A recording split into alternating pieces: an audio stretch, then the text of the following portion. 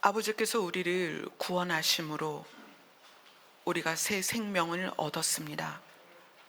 우리 안에 움직이는 이 새 생명이 우리를 이끌어가는 방식이 무엇인지를 깨닫게 하여 주시옵소서. 그래서 새 생명으로 말미암아 이 땅에서 살아가는 동안에 예전과 내가 다른 모습일 수 있도록 하나님께서 도와주시옵소서. 오늘 드리는 우리의 예배를 받아주시고 우리를 기쁘게 받아주시옵소서. 예수님 이름으로 기도드리옵나이다. 아멘.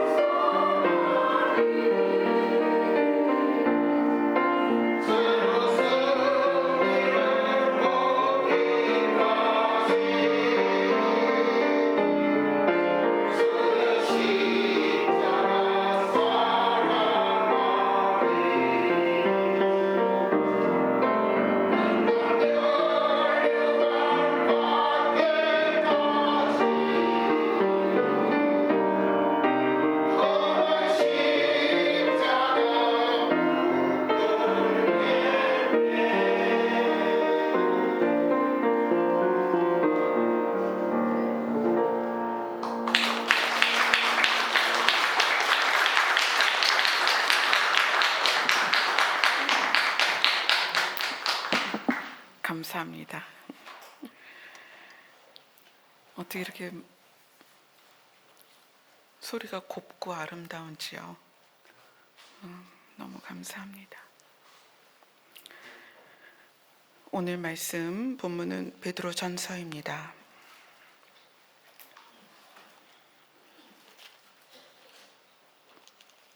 베드로전서 2장 1절부터 3절까지 보도록 하겠습니다.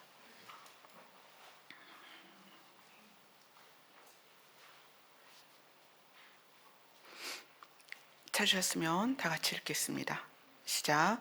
그러므로 모든 악독과 모든 기만과 외식과 시기와 모든 비방하는 말을 버리고 갓난 아기들 같이 순전하고 신령한 젖을 사모하라. 이는 그로 말미암아 너희로 구원에 이르도록 자라게 하려 함이라.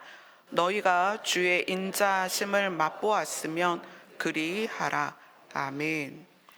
오늘 본문은 시작이 그러므로예요. 그래서 이 그러므로라는 단어가 뭐에 대한 걸 우리한테 이야기를 하냐면 앞에 부분이 이해가 되어졌으면, 베드로전서 1장이 내가 그 내용을 충분히 받아들여졌으면, 또는 그 개념을 알게 되었으면 이제 모든 악독과, 이건 악한 의도로,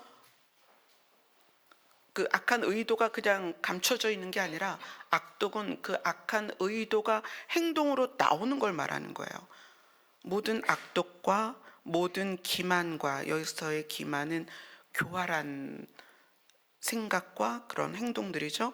그 다음에 외식은 위선을 말하는 거예요.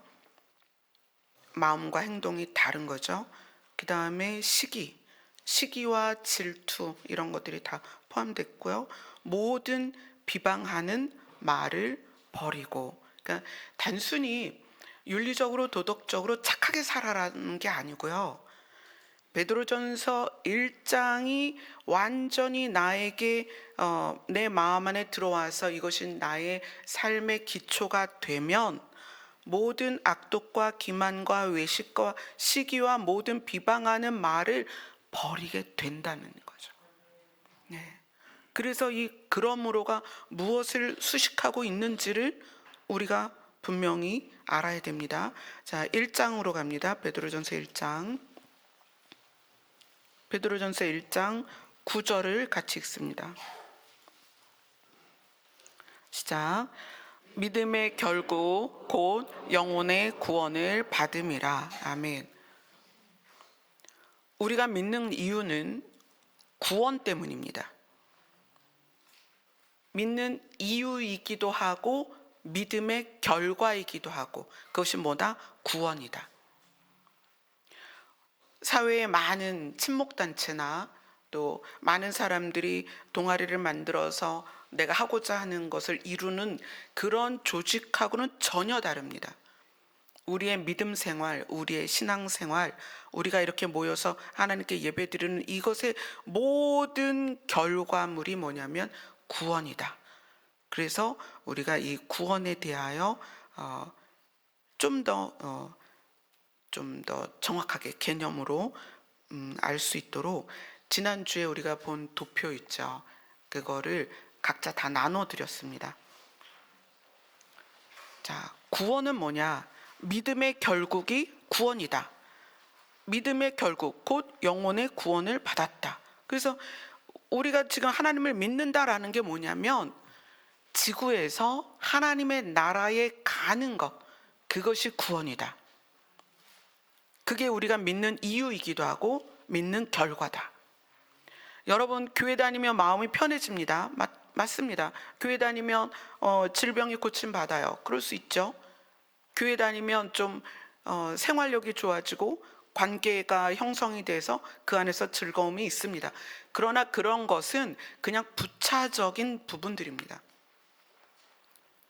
내가 하나님을 믿고 교회를 다니는 이유는 이 지구에서 살다가 이 지구에서의 삶이 끝났을 때 하나님의 나라에 가기 위함입니다. 하나님을 믿는 것은 우리의 결과가 반드시 하나님의 나라라는 것을 우리가 알고 있어야 된다는 거예요. 그래서 이 구원을 하나님의 마음에서는 그것이 구원이 하나님의 내면에서 고여 있을 때 우리는 그것을 하나님의 뜻이다.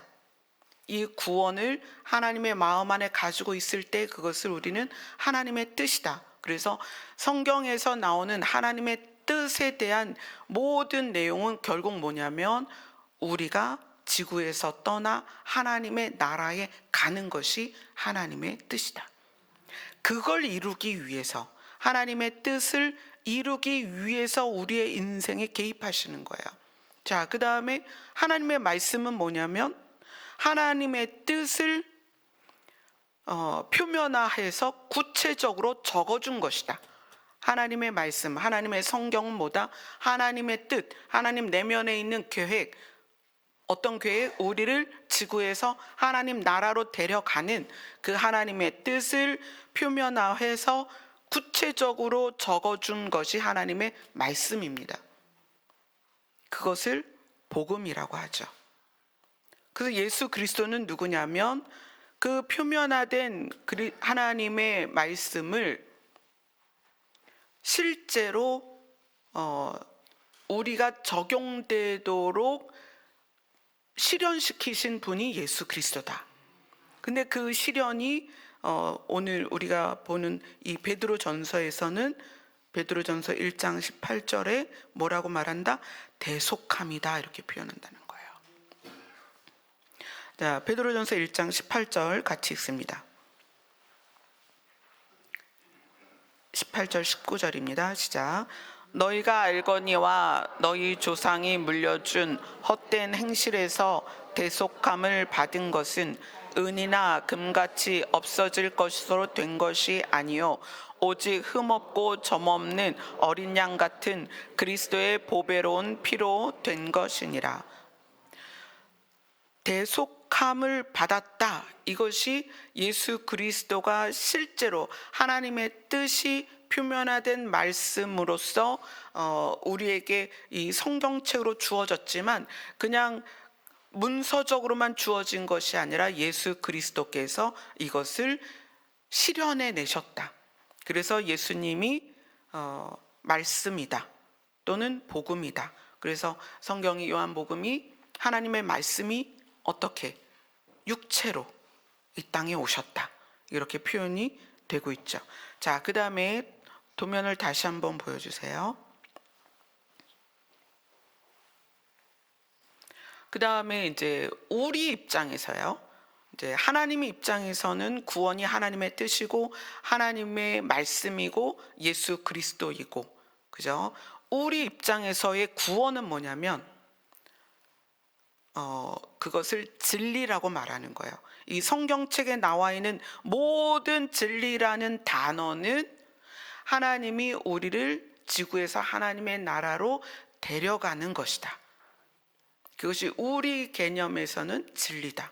그래서 진리는 변함이 없고 누구에게나 적용되며 절대로 오류가 없다.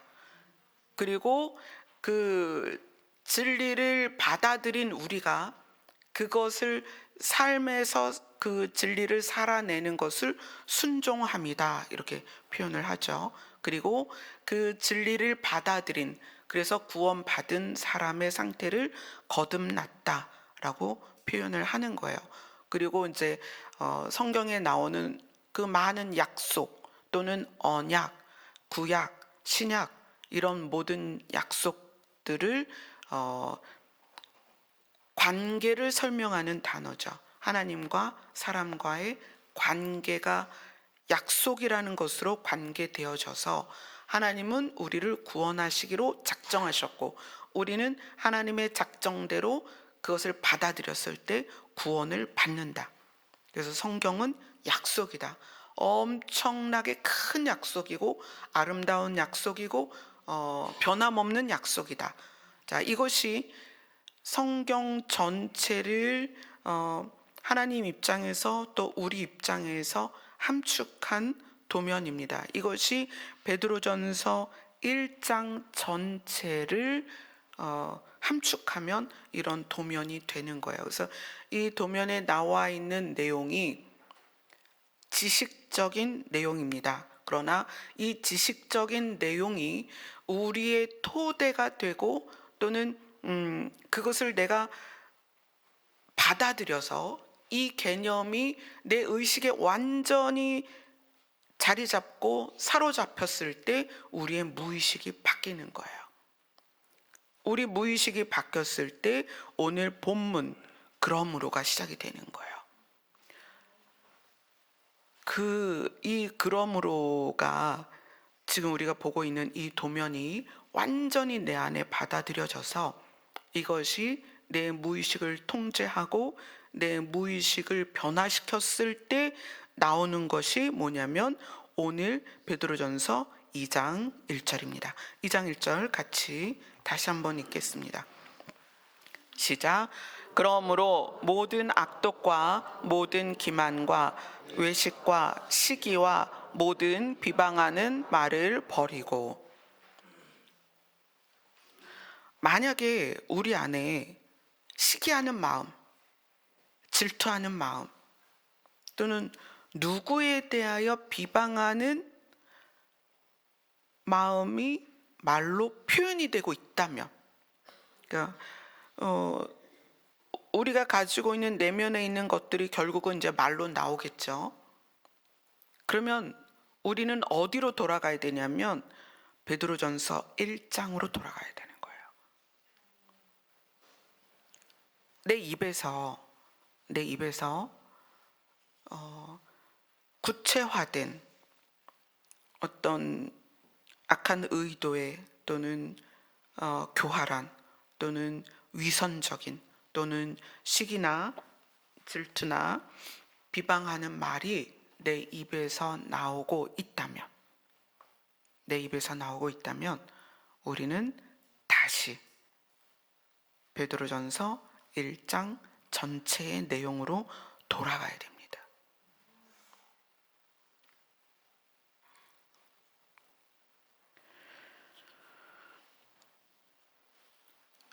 이 베드로전서 2장 1절에서 자유로운 사람이 없어요. 자유로운 사람이 없어요. 이거는 마치 이런 거예요.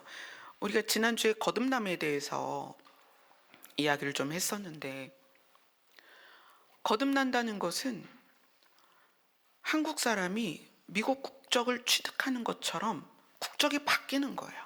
거듭난다는 것은 내가 속한 나라가 달라졌다는 거예요. 그런데 국적을 취득할 수는 있는데, 그러니까 그거는 서류상으로 그리고 법적으로 국적을 취득할 수는 있는데 그 나라의 언어와 문화를 배우는 데는 시간이 걸려요. 그렇죠? 우리가 미국 국적을 취득하는 방식은 여러 가지가 있겠죠. 뭐 미국에서 태어나든 아니면 미국 사람과 결혼을 하든 뭐 여러 가지 방법으로 미국 국적을 취득할 수는 있어요. 근데 미국 국적을 취득하고 나서 내가 미국인이 됐으니까 미국에서 정치를 좀 해보자, 또는 사업을 좀 해보자, 미국 사람을 상대로 내가 교사가 돼야 되겠다, 뭐 여러 가지 꿈을 꿀 수 있어요. 그런데 반드시 선행이 돼야 될 게 뭐냐면 영어를 배워야 돼요. 영어를. 근데 내가 미국 사람이 됐고 법적으로 미국 국적을 정당하게 취득해서 미국 국민이 되었다고 해서 내 입술에서, 내 입에서, 내 혀가 영어를 저절로 말하는 건 아닙니다. 반드시 영어를 배우고 습득해서 내가 생각도 영어로 생각하고 영어로 말하고 영어로 꿈꿀 수 있는, 그래서 영어로 소통이 가능해야 된단 말이에요.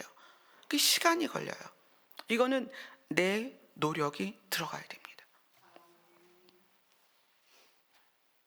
그래서 2장 1절이 그러므로라고 시작이 돼요. 너희들이 구원과 거듭남과 대속과 진리에 대해서 알았다면 그것을 너희가 받아들였다면 너희의 삶이 바뀌어야 된다. 그런데 그 바뀌는 데에는 시간이 필요하죠. 시간이 필요해요.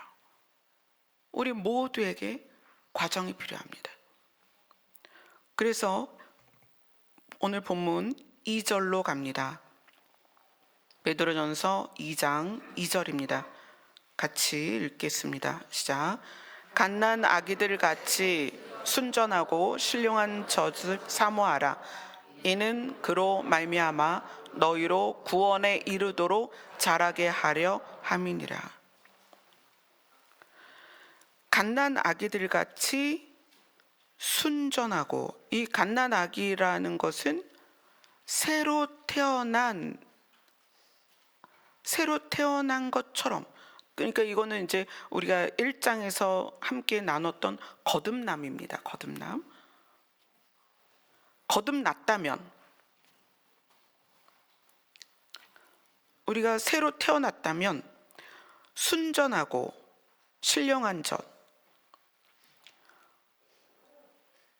이 순전하고 신령한 젖을 사모하고 그 순전하고 신령한 젖으로 말미암아 너희가 구원에 이르도록 자라야 된다. 제가 이 부분을 지난주에 이렇게 예를 들었어요. 어머니의 태중의 아이는 산소를 공급받는 방식과 영양분을 공급받는 방식이 우리랑 다릅니다. 엄마 뱃속에 있는 아기는 태반을 통해서, 그게 탯줄이 연결이 배꼽으로 돼 있죠. 원래는 이제 그 태반과 탯줄을 제거했을 때 생기는 게 배꼽이에요.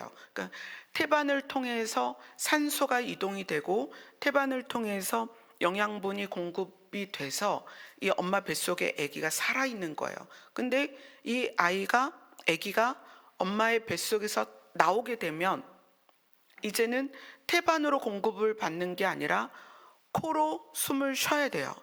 그래서 폐호흡이 시작이 됩니다. 그리고 입으로 음식을 먹어야 돼요.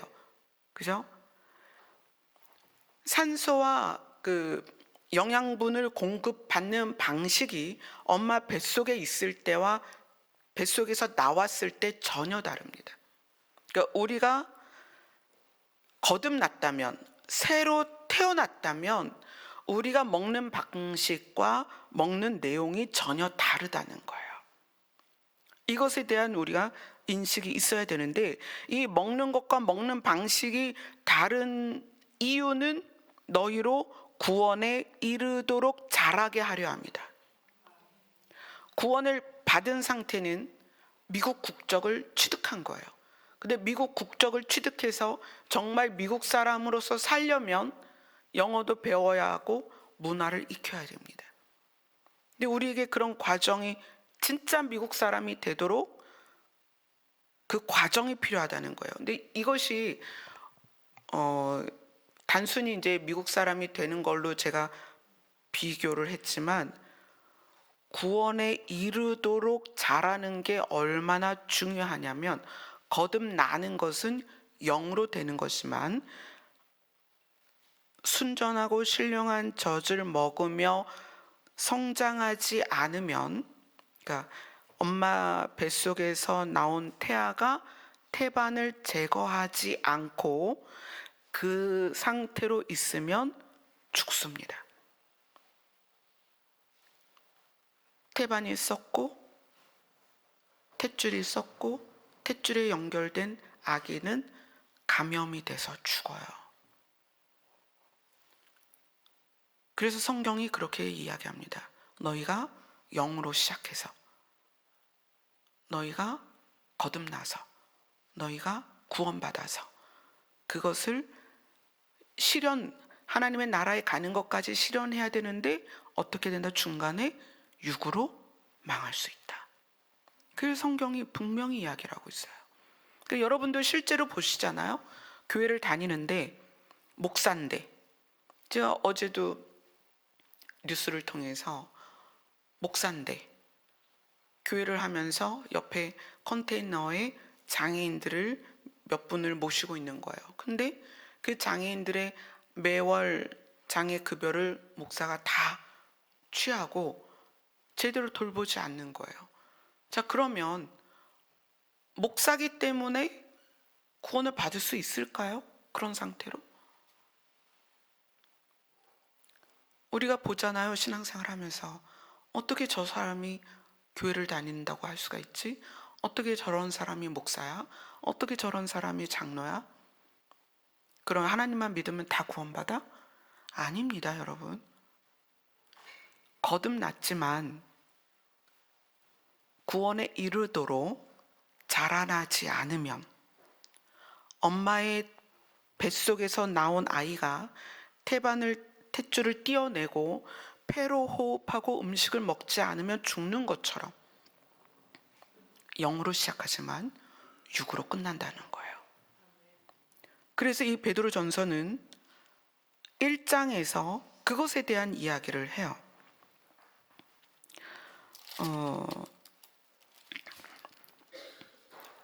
베드로전서 1장 3절 4절 같이 읽겠습니다.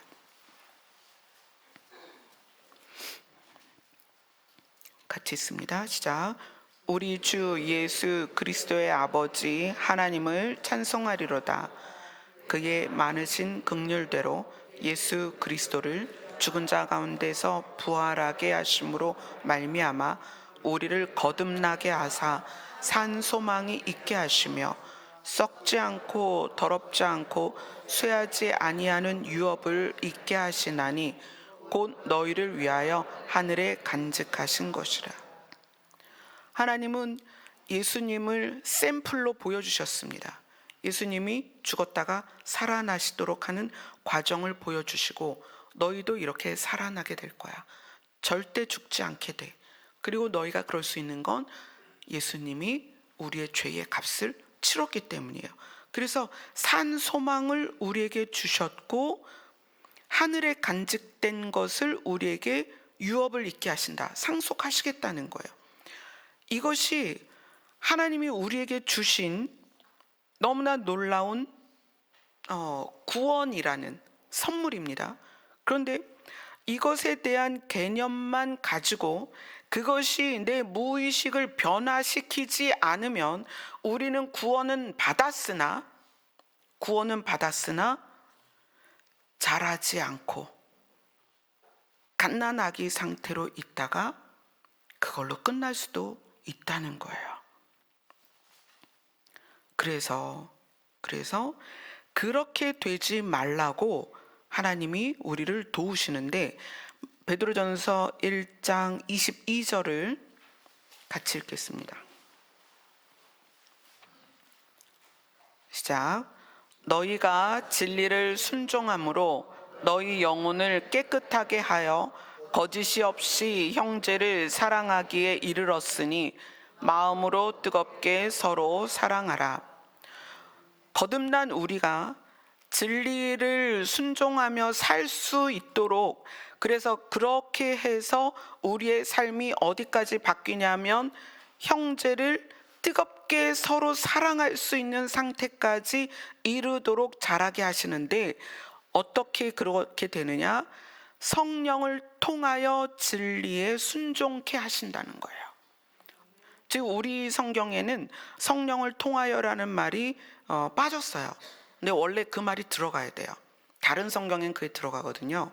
너희가 성령을 통하여 진리를 순종함으로, 우리가 얼만큼 성장하냐면 뜨겁게 서로 사랑하는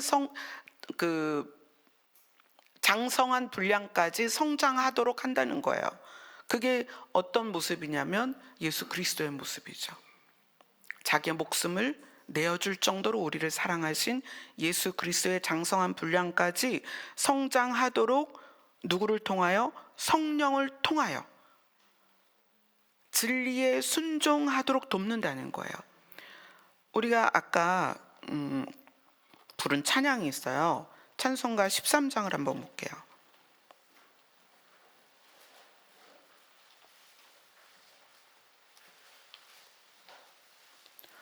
찬송가 13장 3절을 우리 같이 읽어봅시다. 13장 3절입니다. 같이 읽습니다. 시작.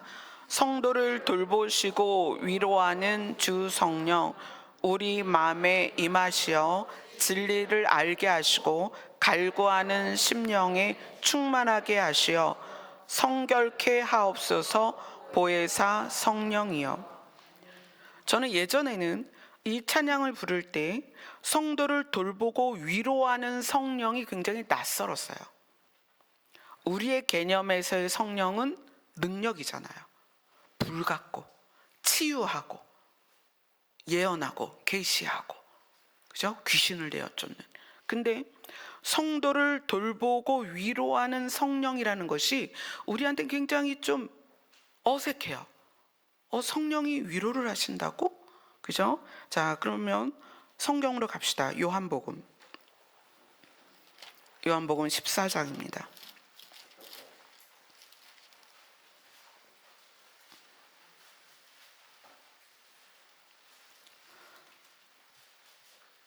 자, 요한복음 14장 일단 6절부터 읽겠습니다. 6절. 요한복음 14장 6절입니다. 시작.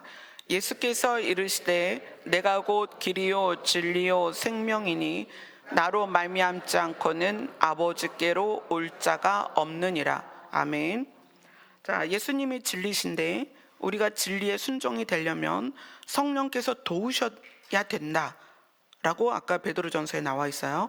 자, 그러면 요한복음 14장 16절을 읽겠습니다. 시작. 내가 아버지께 구하겠으니 그가 또 다른 보혜사를 너희에게 주사 영원토록 너희와 함께 있게 하리니. 자, 16절에 보면 예수님이 하나님께 구하겠다고 우리에게 이야기하시는 거예요. 내가 아버지께 구해서 그가 하나님께서 또 다른 보혜사를 너희에게 주셔서 그 또 다른 보혜사가 영원토록 너희와 함께 있게 할 것이다. 그 보혜사가 우리말로 그냥 쉽게 표현하면 위로자입니다. 보혜사라는 말은 위로자입니다. 또 다른 말로는 상담자입니다. 상담자, 위로자. 자, 그러면 우리가 성령에 대하여 생각하는 그 느낌은 표면적으로 상대에게 무엇인가를 역사하는 것으로 우리 안에 많이 익숙해져 있는데, 원래 성령님은 우리 안에서 나에게 역사합니다. 어떻게? 위로하는 분으로 보살피고 나를 보살피는 거예요. 성령이 내 안에 오시면 그 성령님이 나를 위로하고 나를 보살피고 나에게 은혜를 베푼다는 거예요. 자, 우리가 이제까지 성령은 내 안에 충만해서 밖으로 드러나서 누군가에게 역사하는 것으로 많이 이렇게 느낌이 되어 있어요. 그렇게 교회에서 그 성령님을 다루었기 때문에 그런 느낌이 있어요. 그러나 실제로 성령은 내 안에 계셔서 영원토록 내 안에 계셔서 나를 위로합니다. 나를 보살핍니다. 나를 상담해 주세요. 자, 그래서 그 보혜사를 뭐라고 하냐면 17절을 같이 읽습니다. 시작. 그는 진리의 영이라 세상은 능히 그를 받지 못하나니 이는 그를 보지도 못하고 알지도 못함이라. 그러나 너희는 그를 아나니 그는 너희와 함께 거하시며 또 너희 속에 계시겠음이라. 성령님은 보혜사라고 불리는데 이 보혜사 뜻이 위로자예요. 위로자이기도 하고 상담자입니다. 그 보혜사이신 성령님을 뭐라고 부르냐면 진리의 영이다. 우리에게 진리를 가르쳐서 진리로 우리를 위로하고 진리로 우리를 상담해 주시는 분이 성령님이시다. 성령님의 가장 큰 역할이 나를 위해서 나를 위로하시는, 나를 상담하시는, 나를 보살피시고 나에게 은혜를 베푸시는 분으로서 예수님이 아버지께 구해서 그분이 각자에게 임하셔서 각자를 살리기를 원해서 오시는 분이 성령이라는 거예요. 그래서 성령님을 뭐라고 부른다? 진리의 영이다. 그래서 18절을 같이 읽겠습니다. 시작. 내가 너희를 고아와 같이 버려두지 아니하고 너희에게로 오리라. 예수님이 우리에게로 오시고 또 하나님의 나라가 실제로 새하늘과 새 땅이 이루어져서 이제 하나님 아버지와 함께 살게 되겠죠. 그런데 그 과정에서 이 땅에서도 고아와 같이 내버려 두지 아니하시고 하나님의 영, 진리의 영, 성령께서 위로자로 우리 안에 계시다는 거예요. 우리를 보살피시며 은혜를 베푸시며 우리가 힘들고 어려울 때 나를 상담해 주시겠다는 거예요. 보혜사 성령께서. 자, 그 다음에 요한복음 14장 26절입니다. 같이 읽습니다. 시작. 보혜사 곧 아버지께서 내 이름으로 보내실 성령, 그가 너희에게 모든 것을 가르치고 내가 너희에게 말한 모든 것을 생각나게 하리라.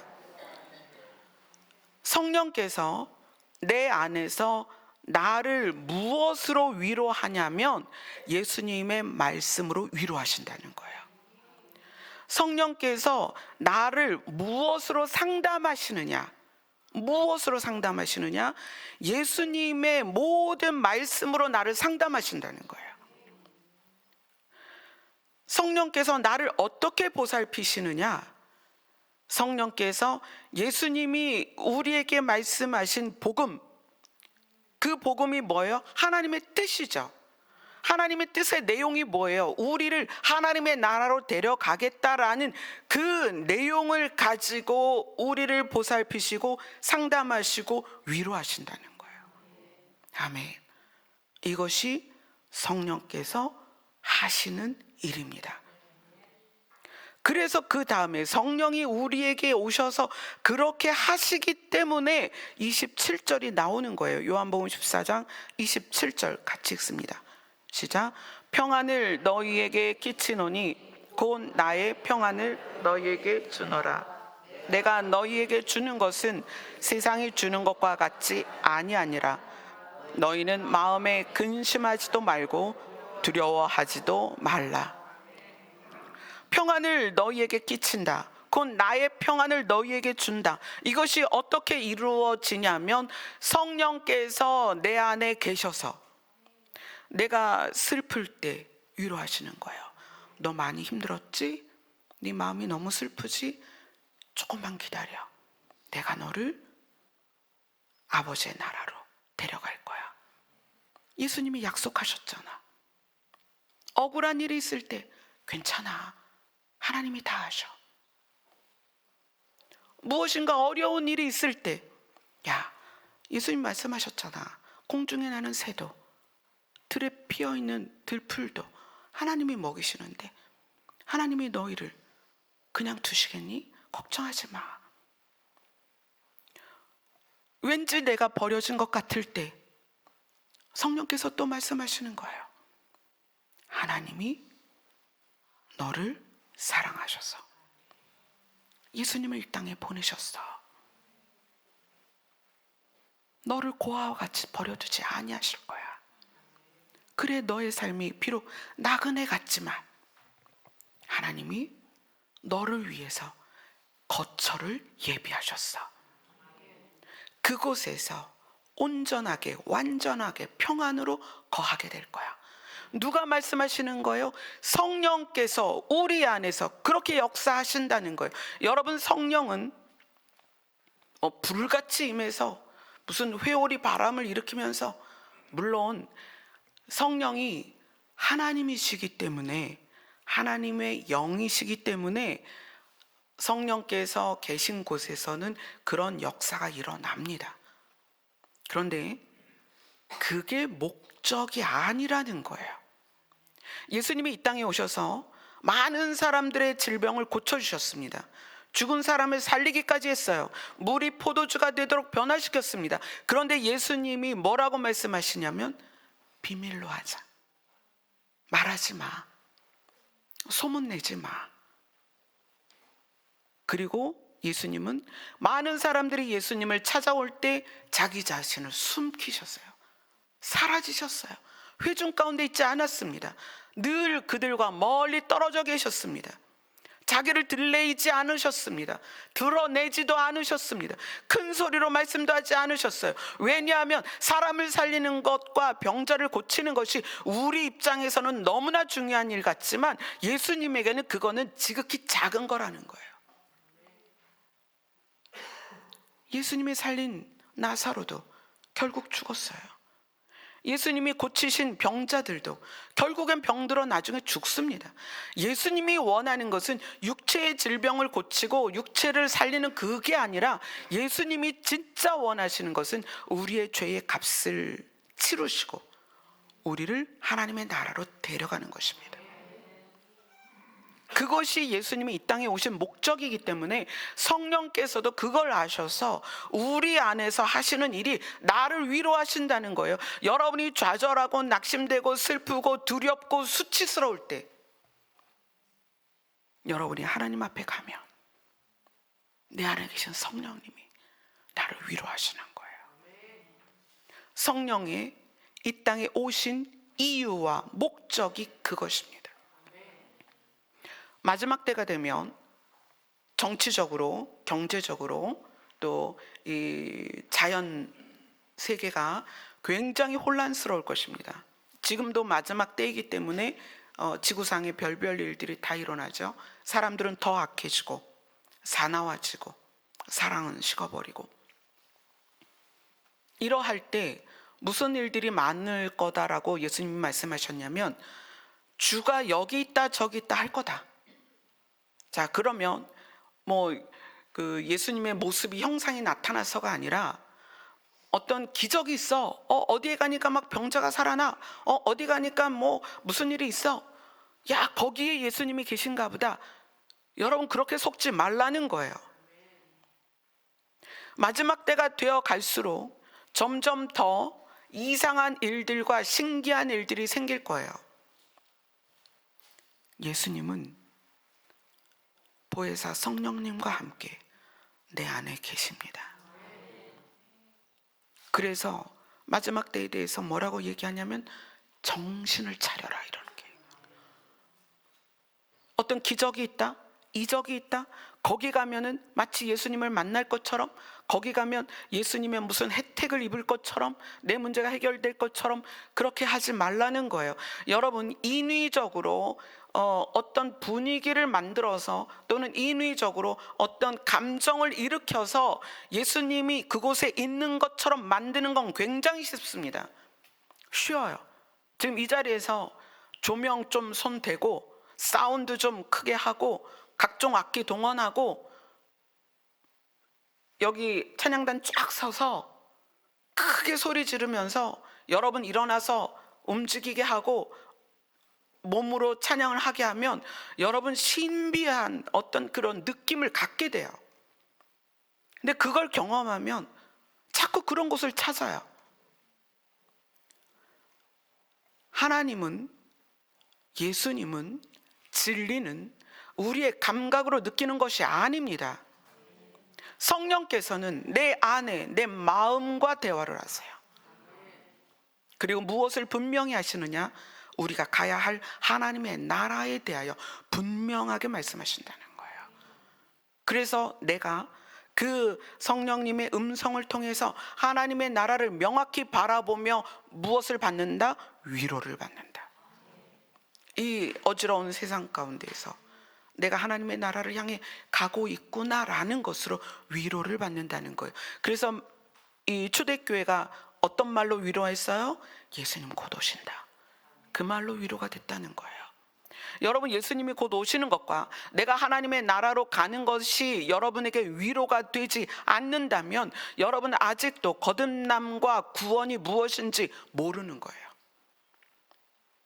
거듭남과 구원이 무엇인지 정확하게 알아지면 그 개념이 내 안에 있다면 내가 하나님의 나라에 가는 것과 그분이 이곳에 오시는 것이 여러분에게 위로가 되는데, 어떤 위로가 되느냐? 여러분에게 처한 모든 상황을 뛰어넘는 위로가 되는 거예요.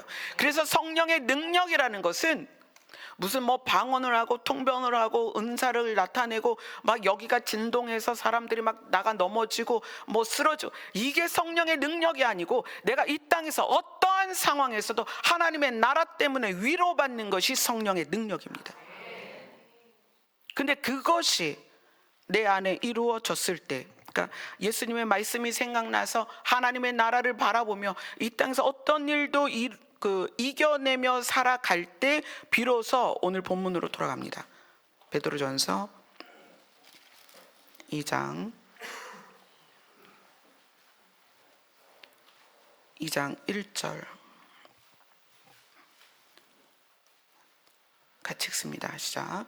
그러므로 모든 악독과 모든 기만과 외식과 시기와 모든 비방하는 말을 버리고,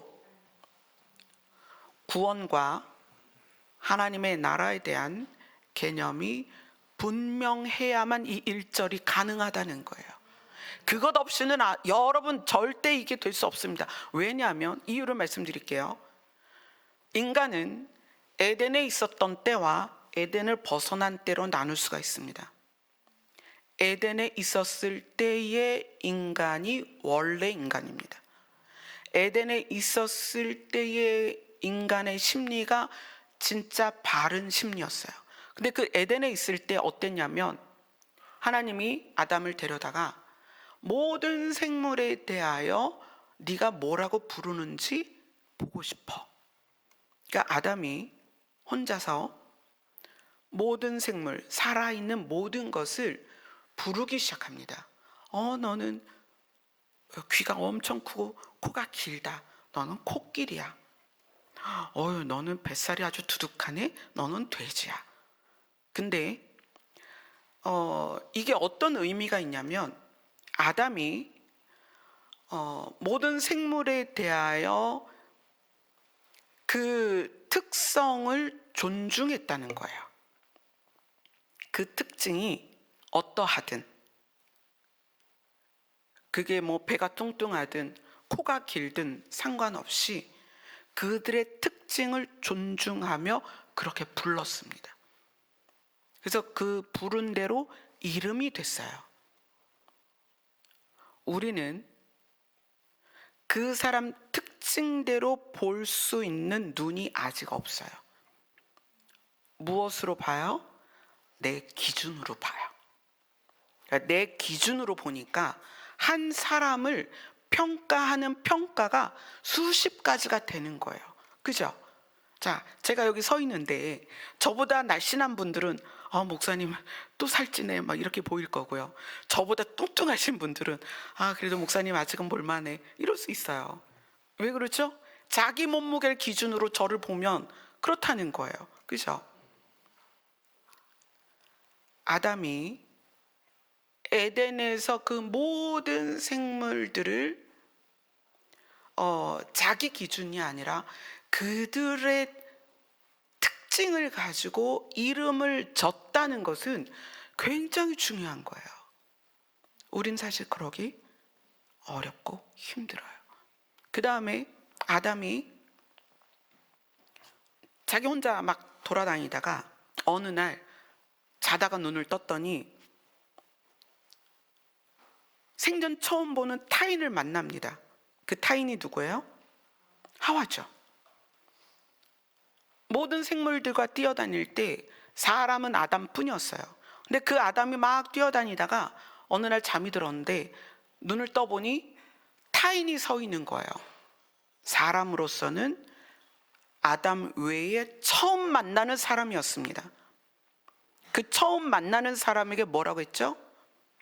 너는 내 뼈 중에 뼈요, 내 살 중에 살이다. 무슨 말이에요? 너는 곧 나다. 이게 그냥 그래 내 뼈를 빼서 만들었으니까 이런 의미가 아니에요. 사람이 타인에 대하여 나라고 느끼는 것이 우리가 쉽겠냐는 거예요. 근데 예수님의 계명이 뭐예요? 너희 이웃을 어떻게 사랑해라? 내 몸처럼 사랑해라. 그게 무슨 얘기예요? 이 지구상에 우리가 가지고 있는 심리에서 살면 안 된다. 무엇을 회복해야 되냐면 에덴에서 아담이 처음 타인을 대했던 그 마음으로 돌아가야 된다. 아담이 눈 떴을 때 처음 만난 그 타인에 대하여 아담은 너는 나다라고 느낀 거예요. 그래서 어떻게 된 거예요? 서로 돕는 배필이 된 거예요. 그리스도의 법이 뭐예요? 서로 짐을 지고 내 짐을 지고. 그 예수님도 우리의 짐을 지셨잖아요. 십자가에서 본을 보이셨어요. 저 사람이 무거운 걸 드는데 내가 그 모습을 보면서 얼마나 힘들까. 타인의 모습을 보면서 마음 아프겠다. 얼마나 슬플까. 이 마음이 우리 안에 있어야 된다는 거예요. 타인을 향한. 그래서 예수님이 우리에게 주신 법이 너희들의 심리가 에덴의 심리로 돌아갔으면 좋겠다. 에덴의 심리는 뭐예요? 처음 보는 타인에 대하여 너는 나다라고 본 거예요. 근데 우리는 한 몸인 부부도 그게 안 되고 내가 낳은 자식도 그게 안 되고 나를 낳아주신 부모에게도 그 마음이 안 되는 거예요. 그렇지 않아요? 엄마가 아픈데 여러분 아파요? 남편이 힘들 때 여러분 힘드냐고요? 아내가 슬플 때 남편이 같이 슬프냐고요? 그게 됩니까? 안 되잖아요. 그래서 예수님이 말씀하시는 거예요. 너희들의 심리가 에덴의 심리로 돌아가야 된다. 회복해야 된다. 그래야 회복된 에덴으로 들어갈 수가 있다는 거예요. 여러분 국적 바뀌는 건 쉽습니다. 그러나 그 나라의 말을 배우고 언어를 배우는 것, 문화를 배우는 것 시간이 걸려요. 근데 그것은 의지가 있어야 됩니다. 영어 테이프 틀어놓으면 영어가 알아져요? 아니요. 그것이 내 언어가 되도록 습득하는 데에는 굉장한 노력이 필요하다는 거예요. 우리의 심리가 거듭났다고 거듭난 자처럼 변하느냐? 아닙니다. 여러분이 그것을 그렇게 되기를 의식을 가져야 되는 거예요. 타인에 대하여 나처럼 느낄 수가 있을까요? 사실 한 방에서 한 입을 덮는 부부도 그게 어렵다는 거예요. 그런데 그렇게 해야 된다는 거예요. 그래서 우리가 주님 앞에 있는 거예요. 주님, 제가 거듭난 지 30년, 40년이 됐는데 아직도 탯줄을 통해서 그 썩어가는 것을 여전히 받아먹고 있습니다. 이제 갓 태어난 아기가 탯줄을 끊어버리고 모유를 먹어야 될 거 아니에요. 이젠 입으로 먹고 코로 숨을 쉬어야 될 거 아니에요. 거듭나기는 했는데 우리가 생각하는 방식이 여전히 에덴을 떠난 아담과 하와 같다는 거예요. 아담과 하와가 어떻게 했어요? 서로 탓하죠. 야, 너 때문에, 하나님 때문에, 누구 때문에, 뱀 때문에. 뱀이 선악과 따다가 아담 입을 벌리고 입에 넣어준 거 아니잖아요. 본인들이 따먹었죠. 아무리 하와가 그렇게 말해도 아담이 자기 입에 선악과를 넣은 건 자기 자신이에요. 우리가 얼마나 남 탓하며 사는지 몰라요. 나라 탓, 조상 탓, 부모 탓, 자식 탓. 우리 안에 두려움이 있죠. 아담과 하와가 선악과를 먹으면서 두려움이 생겼어요. 하나님에 대한 두려움이에요. 왜 그럴까요? 그걸 제가 이제 그때 그렇게 표현을 했어요. 원함이다, 원함. 선악과를 보는 순간부터 원함이 생겼어요. 정말 탐스럽고 지혜롭게 할 것 같고 저거 먹으면 하나님처럼 될 것 같고 원하기 시작했다는 거예요. 누구를 위해서 원하는 거예요? 자기 자신을 위해서 원하는 거예요.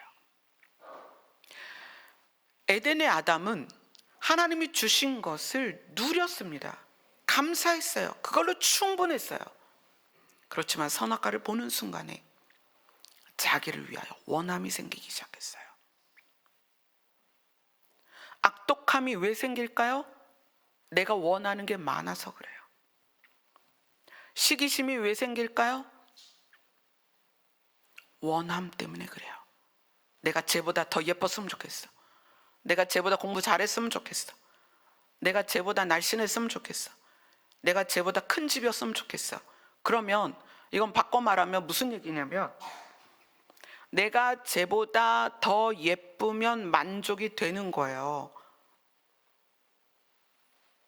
쟤보다 적거나 낮으면 화가 나는 거야. 그게 결국 내 안에 원함이라는 감정, 누구를 위한? 나를 위한. 그래서 선악과 이후로 사람들은 그 원함의 바벨탑을 쌓고요.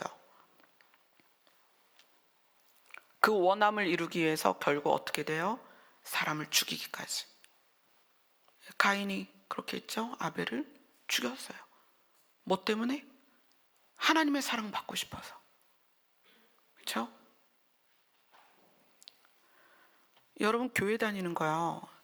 일주일에 한두 번씩 시간 내서 여기 자리에 착석해서 예배 드리는 거 여러분 이걸로 만족하지 마세요.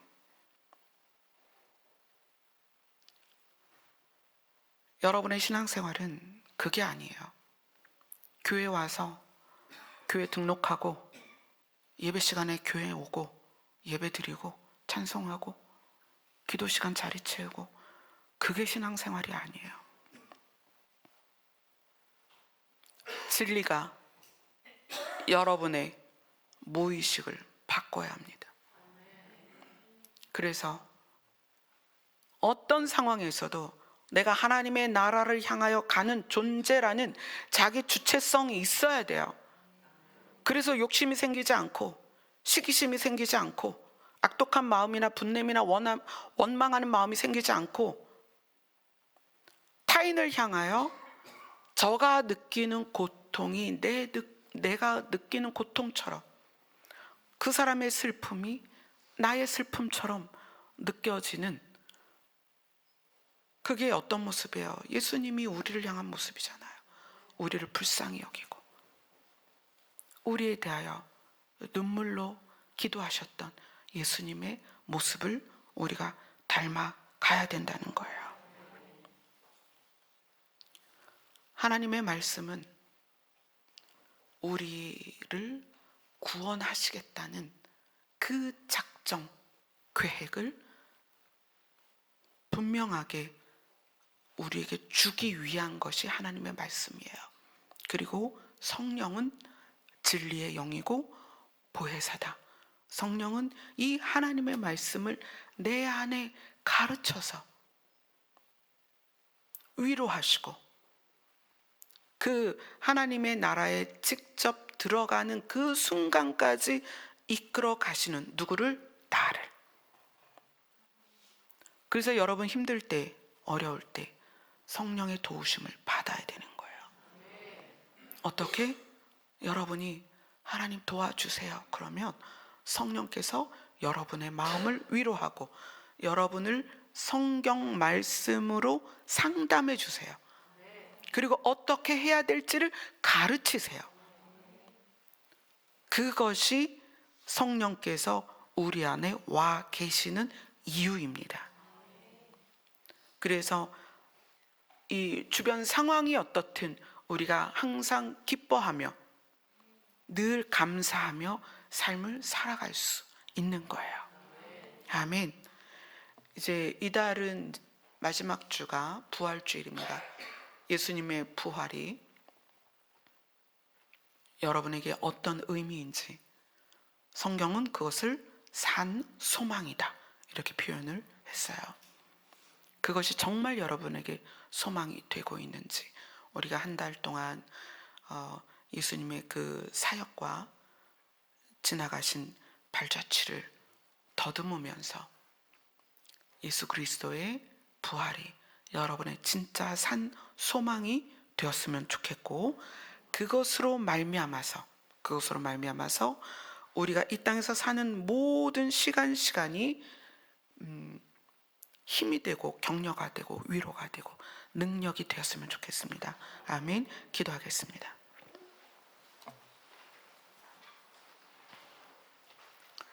하나님의 말씀이 육신이 되어 오신 예수님께서 부활로서, 그리고 하나님의 나라로 올라가시는 그 승천의 모습으로서 우리에게 소망을 주셨습니다. 그러나 그 소망이 나를 움직이지 못할 때, 그때에는 성령께서 우리를 도와주시옵소서. 우리를 위로하시고 가르치셔서 우리가 하나님의 나라로 가는 모든 과정에서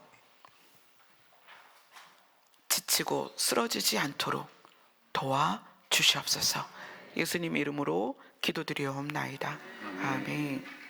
부활의 산소망이 되시는 예수님을 기뻐하며 경배하겠습니다.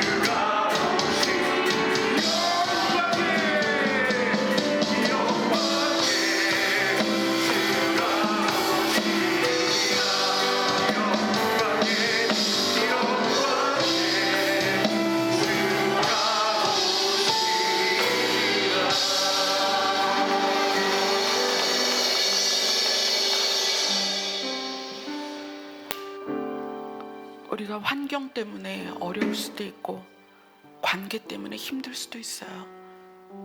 우리의 연약한 몸 때문에 아플 수도 있습니다. 그러나 마음으로 좌절하고 슬프고 또는 분노하고 화가 나고 짜증이 나고 또 시기하고 질투하고 번민하는 것은 사실은 우리 안에 진리가 바르게 세워져 있지 않기 때문이에요. 그래서 우리가 쉬지 말고 기도를 해야 되는 것은 우리를 무너뜨리는 요인들은 너무나 많습니다. 우리가 기도를 통해서 하나님 앞에 나아갈 때 성령께서 우리를 위로하실 것입니다. 성령께서 말씀이 생각나게 하셔서 성령께서 진리를 가르치셔서 그것으로 말미암아 우리가 이 땅에서 견디고 이기고 승리하게 하십니다.